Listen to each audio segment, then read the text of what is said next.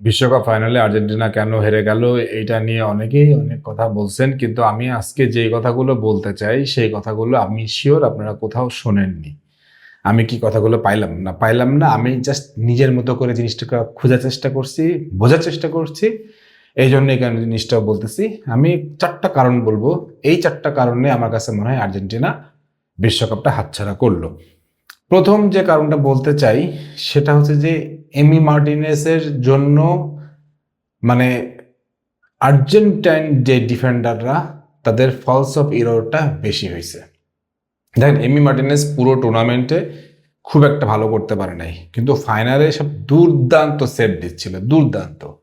Literally 11টা save দিছে, যেটা দুর্দান্ত। মানে এইগুলোকে মানে রীতিমতো গোলে কনভার্ট করা যাইতো। যখন এমি মার্টিনেস ভালো খেলতেছিল তখন আর্জেন্টিনার ডিফেন্ডারদের ব্যাক অফ মাইন্ডে একটা জিনিস চিন্তা করতেছে, আরে সমস্যা নাই, এমি মার্টিনেস তো পেছনে আছে। মানে তাদের ওই যে একটা চিন্তা যে গোলকিপার খুব ভালো করতেছে, তখন ডিফেন্ডিংয়ে তখন তারা একটু আলগা হয়ে পড়ে, একটু রিল্যাক্স হয়ে পড়ে। আর বিশেষ করে 90 মিনিটের পরে যখন আরও বেশি রিল্যাক্স হয়ে পড়ে, তখনই এই গোলটার সুযোগটা তারা পায়। কারণ যখন দেখবেন ফারান তোরেসকে যখন বলটা নিকো উইলিয়ামস হেড করে একটু আগাই দেয়, তখন ফারান তোরেস একদম পুরো আনমার্ক ছিল।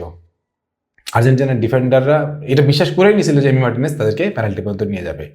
সো এটা একটা কারণ, প্রথম কারণ যে কারণে আর্জেন্টিনা বিশ্বকাপটা ঘরে তুলতে পারলো না। দ্বিতীয় কারণটা হচ্ছে এনজো ফার্নান্দেজের লাল কার্ড। দেখেন, এনজো ফার্নান্দেজ লাল কার্ড পাইছে বললে যে বিশ্বকাপ হারাইতে হবে ব্যাপারটা এরকম না। 10 জনের দল নিয়েও কিন্তু অনেক অনেক বড় কোচ একদম দুর্দান্ত ডিফেন্ডিং ট্যাকটিক্স নিয়ে শেষ পর্যন্ত মাঠ ছাড়ে, এরকম অনেক রেকর্ড আছে। আমি একটা রেকর্ডের কথা বলি, সেটা হচ্ছে হোসে মরিনহোর ইন্টার মিলান অধ্যায়। ইন্টার মিলানকে তিনি 10 জনের দল নিয়ে তিনি একদম দুর্দান্ত খেলে মাঠ ছাড়াইছিলেন। সো ওই সময় স্কালোনি মানে কি করলেন, মানে একটা খেলোয়াড় যখন লাল কার্ড পাইল তখন তার প্ল্যান বি কি ছিল? প্ল্যান বিটা তার ছিল না। যখন সে লাল কার্ডটা পাইছে তখন স্পেন তাদেরকে আরো বেশি চেপে ধরার সুযোগটা পাইছে। কিন্তু স্কালোনি যদি প্ল্যান বি থাকতো, প্ল্যান বি থাকলে ডেফিনেটলি তারা এই সুযোগটা পাইতো না। তখন তারা প্ল্যান বিতে চলে যেতে পারতো, যে জিনিসটা ডেফিনেটলি একটা খুব বড় ভুগাইছে এনজো ফার্নান্দেজের লাল কার্ড। এবং এই ব্যাপারে আমার মনে হয় এনজো ফার্নান্দেজ বা আর্জেন্টিনার টিমকে সতর্ক করা উচিত ছিল, যে তারা শুরু থেকে যেভাবে আগ্রাসী হয়ে উঠতেছে, একটা হলুদ কার্ড যখন খাওয়া হয়ে গেছে তখন তাদেরকে আরো একটু বেশি নিয়ন্ত্রিত খেলা উচিত ছিল। না হলে এই যে ভুল হতে পারতো সে ভুলটাই হয়েছে এবং স্পেন তাদেরকে চেপে ধরেছে। তৃতীয় যে কারণটা হচ্ছে যে মেসি পরবর্তী অধ্যায়ে আলটিমেটলি আর্জেন্টিনার কি অবস্থা। দেখেন, মেসি পুরো ম্যাচে 54টা বল টাচ করতে পারছে এবং ইন দ্য ডি বক্স সে কোনো বল টাচই করতে পারে নাই। তো মেসি যখন এই অবস্থা হইল তখন বাকি খেলোয়াড়রা কোথায় ছিল? বাকিরা দায়িত্ব কেউ নেয়নি কেন? আমি একটা ভিডিও করছিলাম যে মেসি গোল করতে পারতেছে, বাকিরা পারতেছে না কেন? দেখেন, বড় দলের সঙ্গে তাই হইল। মেসি গোল করতে পারতেছে, বাকিরা গোল করতে পারে না। ডেফিনেটলি এই জায়গাটাই স্কালোনি আরো একটু বেশি কাজ করা দরকার ছিল এবং স্কালোনির বলা উচিত ছিল, বোঝানো উচিত ছিল যে মেসি না থাকলে এই দলটা কিভাবে পরিচালিত হবে, সেভাবে তাদের গড়ে তোলা উচিত ছিল। সেটা গড়ে ওঠেনি এবং মেসি পরবর্তী এই ট্রমাটা আমার মনে হয় আর্জেন্টিনা অনেকদিন টেনে নিয়ে বেড়া লাগবে। লাস্ট যে কারণটা বলতে চাই সেটা হচ্ছে যে স্কালোনির প্ল্যান বি এর অভাব।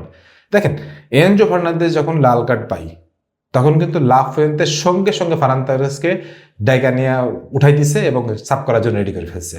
কারণ লাফুয়েন্তে জানে যে এখন লাল কার্ড পেয়েছে, এখন হচ্ছে আমাকে ফুল অ্যাটাক করতে হবে।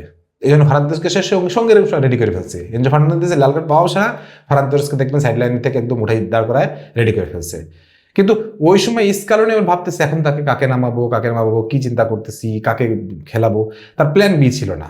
ওই যে বললাম 10 জনের দলকে প্ল্যান বিতে খেলাতে হবে, প্ল্যান বি ছিল না। সে তথাকথিত একটা মানে কি বলে ডিফেন্ডারকে দিয়ে সে ওই জিনিসটা মেকআপ করার চেষ্টা করছে এবং ফলাফল যা হয় তাই। আপনি যখন মানে বাসটা ডিফেন্ডিং লাইনের সামনে পার্ক করে দিবেন তখন আপনার গোল খাইতেই হবে এবং আলটিমেটলি তাই হয়েছে। সো স্কালোনি প্ল্যান বি এর অভাব। এবং স্কালোনি আমার কাছে মনে হয় স্কালোনি এই বিশ্বকাপে অনেক বেশি এক্সপোজড হয়ে গেছে। আগে বিশ্বকাপে তাকে বেশি মানুষ চিনত না, গবেষণা করতে পারে নাই, কিন্তু এই বিশ্বকাপে তাকে অনেক বেশি এক্সপোজ হয়ে গেছে, যার জন্য স্কালোনির প্ল্যানগুলো কাজ করে নাই। ওভারঅল আর্জেন্টিনার এই 4টা কারণ আমার কাছে মনে হয়েছে সবচেয়ে বেশি দুর্দান্ত, যেগুলোর জন্য আর্জেন্টিনা হারছে। এবং অন্যান্য কারণ তো আছেই, মধ্যমাঠের নিয়ন্ত্রণ নিয়ে নিছে, তারপরে তাদের খেলতে দেয় নাই ঠিক মতো, তাদেরকে পাসিং অ্যাকুরেসি করতে দেয় নাই, তাদেরকে খেলাটা একদম পুরো কম্প্যাক্ট করে ফেলছে। এগুলো অন্য কারণ আপনারা সব জায়গায় শুনছেন, কিন্তু এই 4টা কারণ আমি যেগুলো বললাম আমার মনে হয় আপনারা অন্য কোথাও এই আলোচনাটা শুনতে পারেননি। যদি আপনাদের কাছে এই ভিডিওটা ভালো লাগে বা আপনারা যদি আমার সাথে একমত হন, সেটা অবশ্যই কমেন্ট সেকশনে জানাবেন। ভালো লাগলে বন্ধুদের সাথে অবশ্যই শেয়ার করবেন, আর চ্যানেলটা দয়া করে একটু সাবস্ক্রাইব করে দিয়ে। সবাই ভালো থাকেন, সুস্থ থাকেন। আল্লাহ হাফিজ।